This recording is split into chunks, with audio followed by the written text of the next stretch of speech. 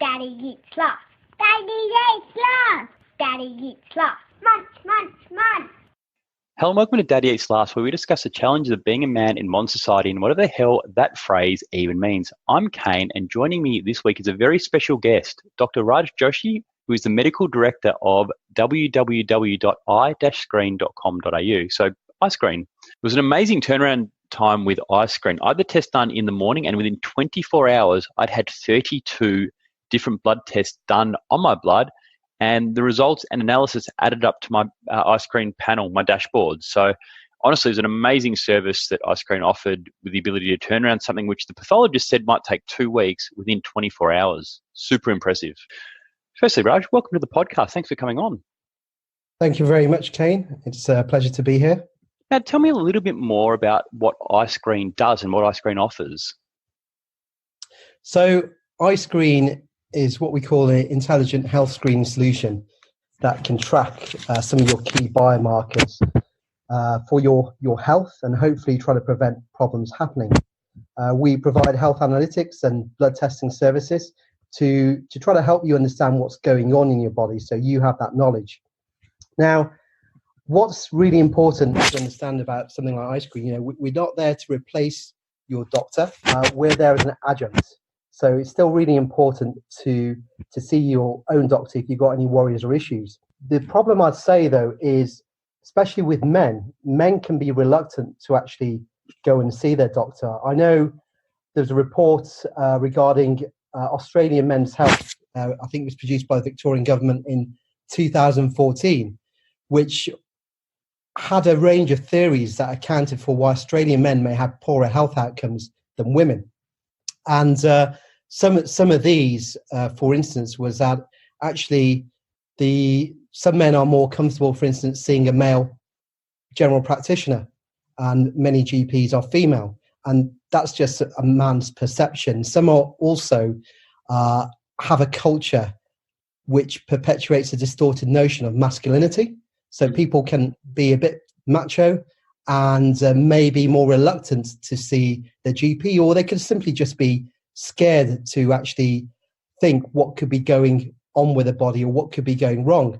So the use of iScreen, I'd say, is for people to take control of their health, and especially people who, for whatever reason, may not go and see their doctor because they're scared, or they might have some other issues where they feel like they just can't go and see someone face to face.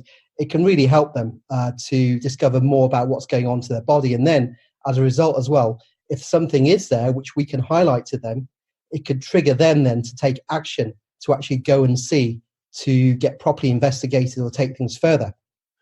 Now, that's how I came across iScreen. I don't think there's anything wrong with me. I turned 40. I thought that's a really good time to, I guess, take control of my health. I've got a youngish son now. He's 3.5. I thought, okay, I've just turned 40. I've not really had any major health issues.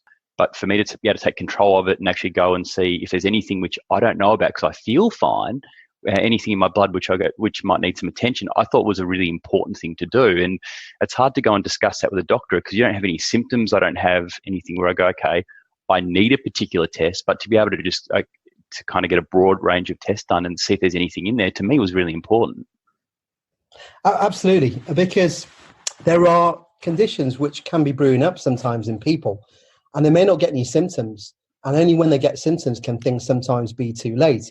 So, for instance, with the biggest killers is cardiovascular disease. And I'd say men, especially as they're getting older, going over the age of 40, that can be quite a silent killer where things can be going on in their body and they don't realize it until sometimes it's too late.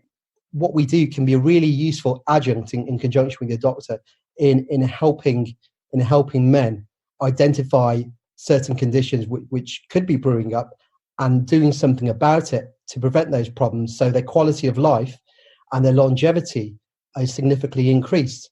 So, for instance, with the cardiovascular disease, different risk factors can create people having heart attacks and strokes. A couple of them, for instance, are due to high cholesterol, or if people are getting diabetes with a high glucose, a high sugar level.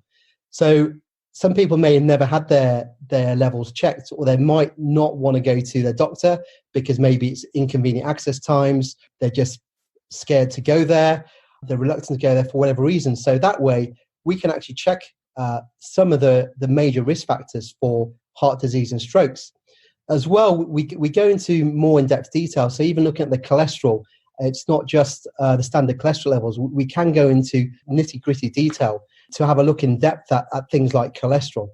And in conjunction with all this as well, it's not just having the figures, because having the figures, I think, without the understanding and putting things into context may be meaningless.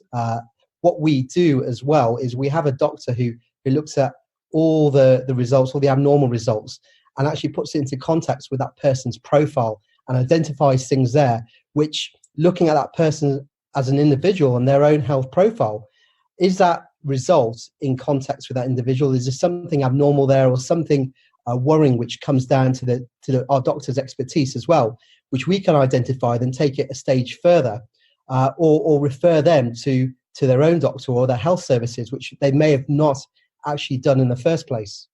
Yeah, and that's really, again, another really important one. That is, the tests are looked over by a medical professional. It's not like you just go and get a blood test done and it's like, oh, here are the results. Like, I went through the process today of actually having my blood taken. So they said the results will be back in a couple of weeks' time, roughly a 2-week turnaround. So I'm looking forward to A, seeing what the results are saying, and B, having that analysis by a doctor who looks at these every day to be able to then link it back to the 5-minute sort of medical profile I put down at the start of the process. So it was a really painless process. Well, even the needle in the arm was fairly painless, but it was painless from an admin point of view as well, to go from doing a short online survey to getting the blood test to then having the context of a doctor looking at both of those in conjunction.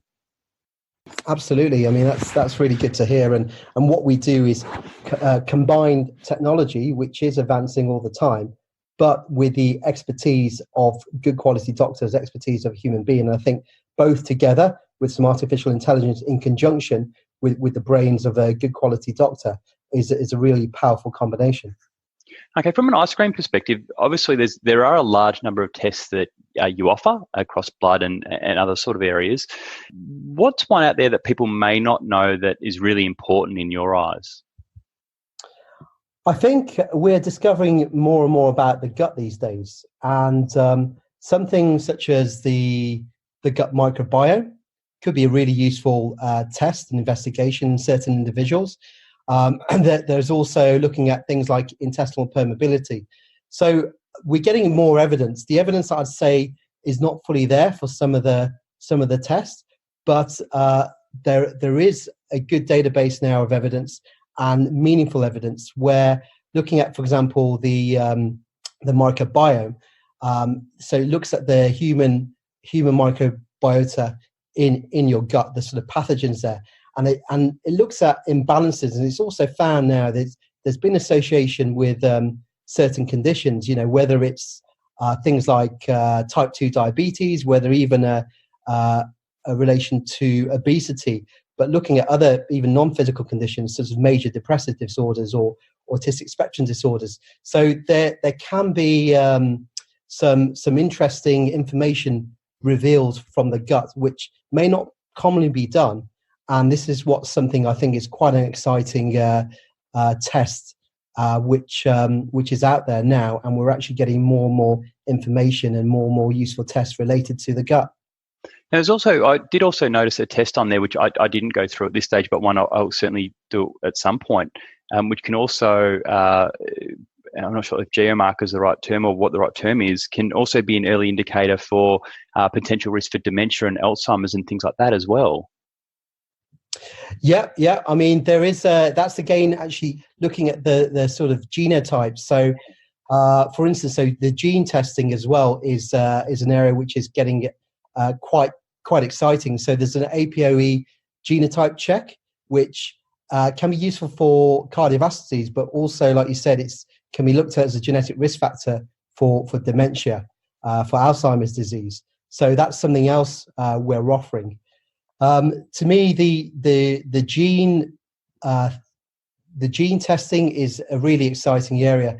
So we also offer the MTHFR, which is can be associated with quite a few conditions. So it can be associated with cardiovascular conditions, again, with depressive conditions.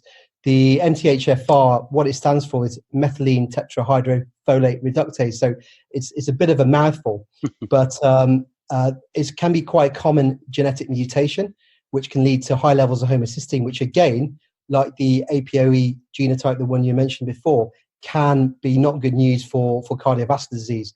But as well as the physical disease, like I mentioned earlier, for things like mental health disorders, depression, anxiety, bipolar disorders, there's been some associations, including cancer. So I think the gene testing is an exciting area, and that is developing. There is one we're always looking, because of the medical technology, we're looking at tests which are coming out, and ones which have also got credible and meaningful evidence. I know, for instance, one I'm keeping an eye on. There's one which has been developed in Johns Hopkins in the States, which is looking at gene mutations for screening for cancers, and several cancers, not just one or two, which some of these, about 5 of these cancers, there aren't actually useful screening tests at the moment. So we're always keeping an eye out, making sure we're really on top of what's going on there, but also making sure that these tests are credible and useful. I was going to say, so it is fair to say that the range of tests which Ice Cream Waffle will be expanding in the future as well then? Oh, absolutely. So as a medical director, what I look at is what's going on with the latest evidence and research, but also I want to make sure things are evidence-based and credible. So what I do, I'll screen and see which ones are out there, and try to stay away from any sort of gimmicky tests, but things which are actually have got evidence or gaining more evidence. Yeah, as I mentioned earlier, I did this as part of a landmark of turning 40. When would be a good age for somebody to consider doing this on I'd say a regular basis, but when would be a good time for somebody to first consider going down this path of, taking control of their health and getting some tests done? There's no right or wrong, really. It all depends on the individual, for several reasons, because people may have no symptoms at all, or they might have some symptoms, or they might have a family history where a relative suffered from a condition. So it all depends on that individual. So for people, for instance, maybe who have got no symptoms, what we discussed earlier on was about heart disease being one of the biggest killer to men, to Australian men as they get older, especially after they pass that magic number, let's say 40 years old. So there, if they haven't already had tests to have a look at some of the risk factors, that could be quite a useful one. There could be other people who might be getting symptoms. Australian men, erectile dysfunction is not uncommon, and men may be embarrassed to actually go over to see their GP for that reason. And as well as having psychological causes, there can simply be physical causes which can be reversed and can not only improve the erectile dysfunction and the quality of life for that individual then, but also can identify other physical conditions that are brewing up. So, for instance, with erectile dysfunction, it could be a case because that person's got a high sugar level, they're becoming diabetic, or maybe their testosterone levels are particularly low, or they might have abnormal thyroid functions. And so I think it all is dependent on the individual, what problem they've got, and their viewpoints on their own health.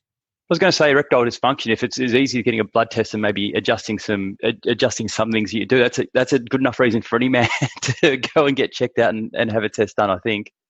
Absolutely.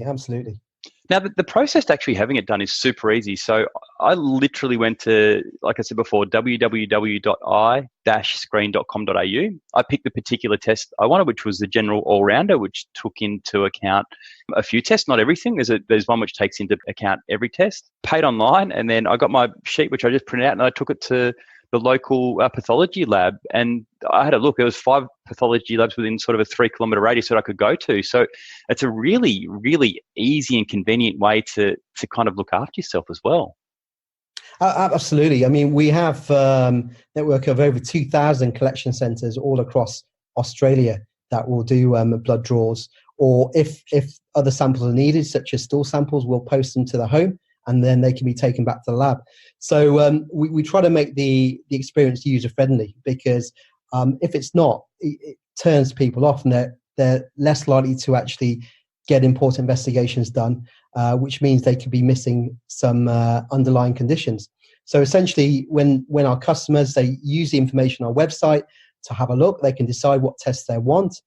In addition, we have a network of allied health practitioners, and one of our customers may be seeing them, and tests can be recommended by one of the allied health practitioners to our customer. The customer simply orders a test online. We provide the referral for the test and send the customer the link to the download for the pathology request form. And like I said before, if the test involves a stool or urine sample, we can send the test kit to the customer in the mail. And then they can visit one of our over 2,000 collection centres around Australia, and our affiliate labs then process the sample. Then one of our doctors reviews the results and releases the results along with any commentary and interpretation to our customers' iScreen dashboard.